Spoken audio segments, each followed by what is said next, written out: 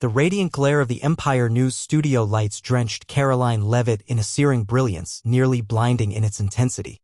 At just 27, the White House press secretary was moments away from confronting one of the entertainment world's most iconic and uncompromising voices, Robert Dairo. Her pulse quickened, but she drew a steady breath, clutching the microphone with quiet determination as she braced for the impending clash. Only minutes earlier, Dairo had stormed the stage, launching into a scathing tirade. "Trump is a catastrophe and Levitt's nothing more than his mouthpiece," he growled, his tone laced with contempt. The studio audience erupted. Loyalists of the Liberty First movement hissed in protest, while progressives cheered, feeding off his vitriol. Yet Levitt remained unmoved. She was forged in the blue-collar neighborhoods of upstate Michigan. A devout Catholic and staunch Trump advocate, she had endured far harsher scrutiny in the brutal arena of politics. This wasn't just a televised sparring match, it was her reckoning, her opportunity to expose Dairo as disconnected from the everyday American. The atmosphere in the studio buzzed with tension, but Caroline Levitt didn't flinch. Behind the curtain, thoughts surged through her like a storm.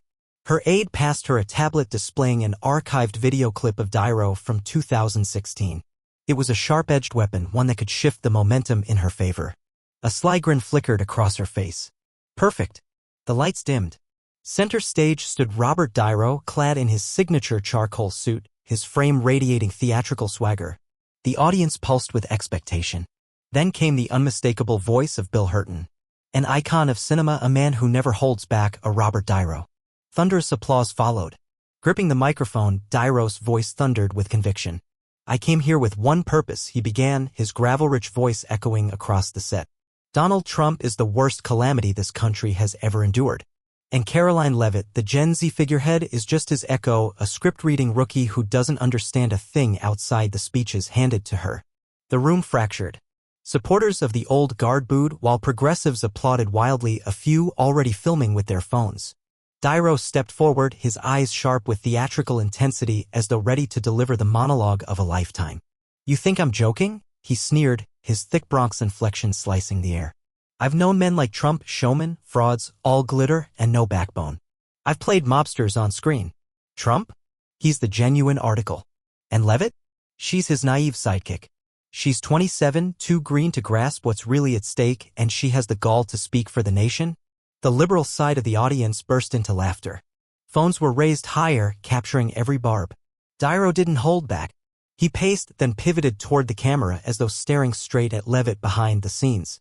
"She's the youngest press secretary ever, isn't she?" he sneered. "Nice headline.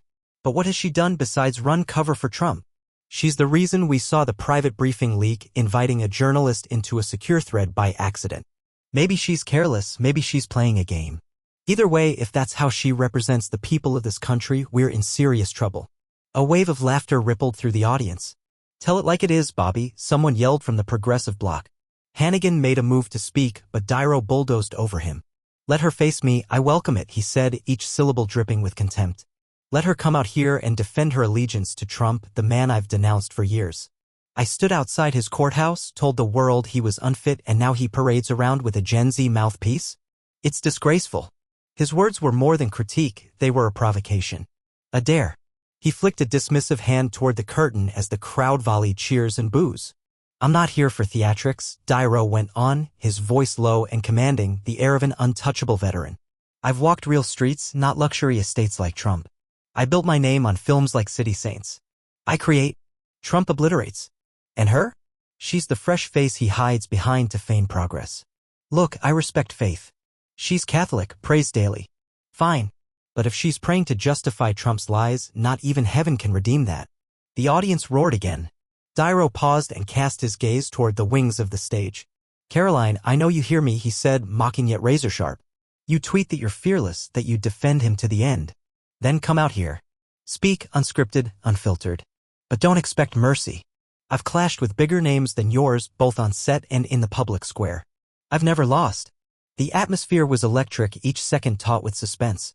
Dairo eased back into his chair, fingers drumming the table with smug satisfaction. Backstage, Caroline Levitt stood motionless. Her breath was even, but her eyes blazed. The insult, "Gen Z puppet," reverberated in her mind.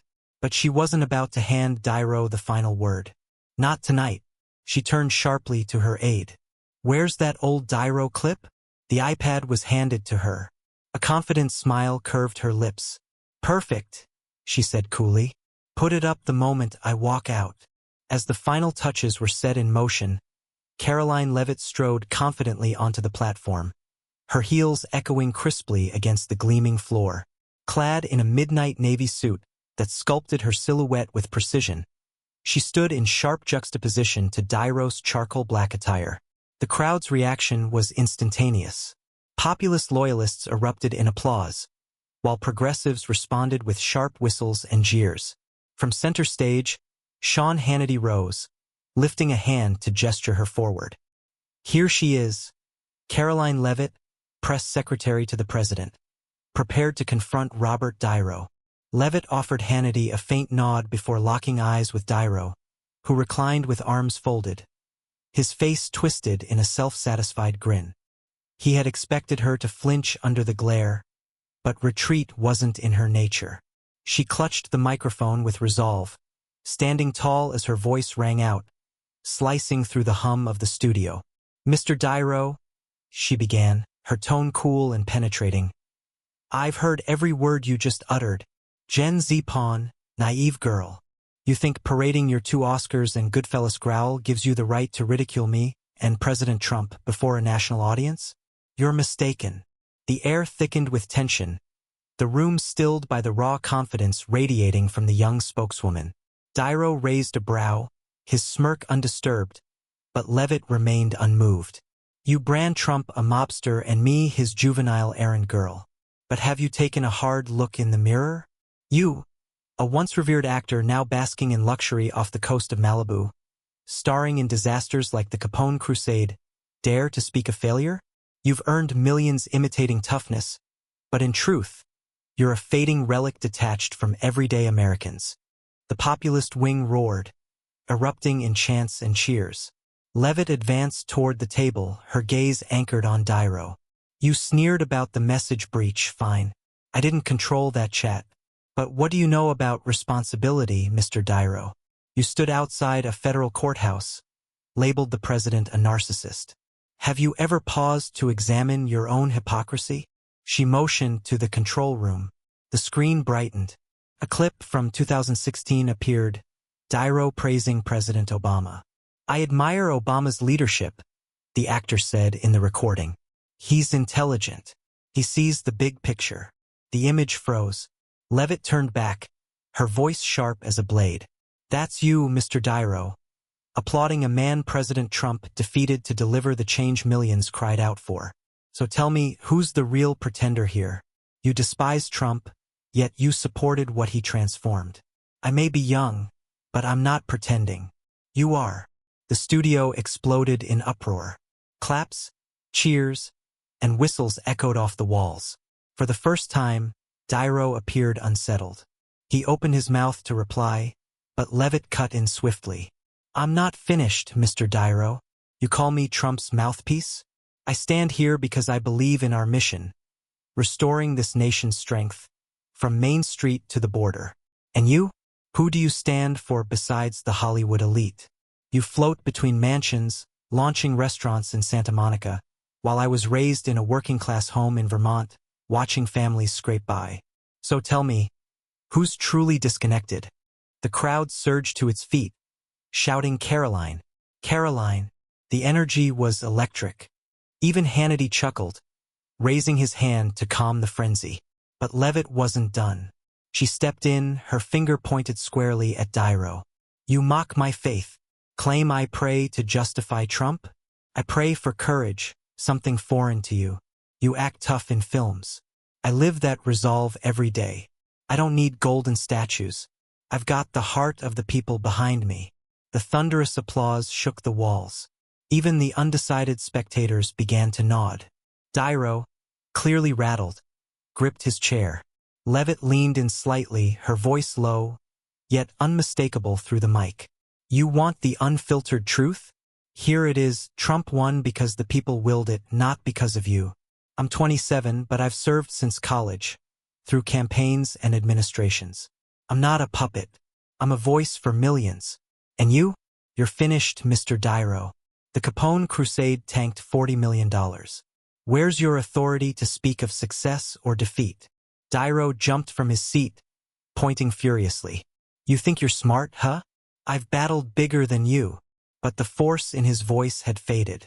The audience jeered. Levit gave a cool smile, her eyes never straying.